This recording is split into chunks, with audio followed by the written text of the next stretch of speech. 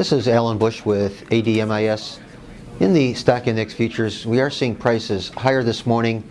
We did have some bullish news in the form of pending home sales coming in up 10.5%. That compares to the guess of up 1.5%.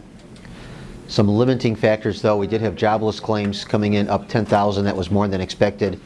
Also, we did have the GDP up only 2.4%. That compares to the guess of up 2.5%.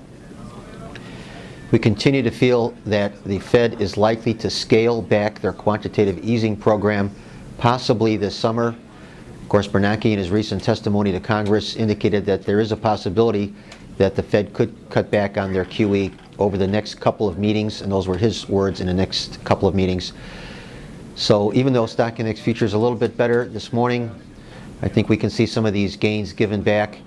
Either way, it does look like there will be a ramp down of QE this year. My guess is that it will be in the summer period. Of course, that would be a negative for stock index futures. Over in the foreign currencies, seeing the euro currency higher, did have some consumer confidence numbers coming in better than expected, so that helping the euro.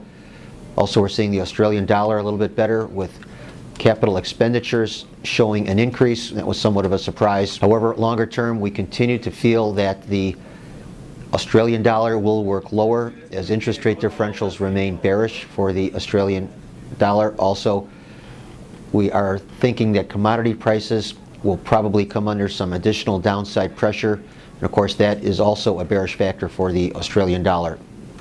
Over in the Japanese yen, some recovery gains, thinking though that this strength will not follow through. In fact, I think we'll see some pressure developing later today, and I would not be surprised to see the Japanese yen closing lower on the day. Credit markets, originally this morning, being supported by the weak 7:30 reports, the jobless claims and the GDP. Since then, though, a little pressure developing with the pending home sales coming in much stronger than expected.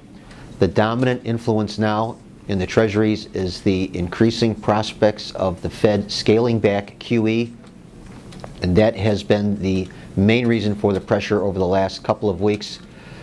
However, I would be very careful on the short side in here if there are any geopolitical events that take place, especially in the Mideast, that could cause a flight to quality rally in the treasuries. So I think for the most part I'd stand aside in the treasuries. Longer term though, I feel that a weakening global economy will dominate, and that will take futures higher, but that is several months off as far as what we're seeing in the credit futures market. Once again, these are my opinions alone and are not the opinions of ADMIS or Archer Daniels Midland. It's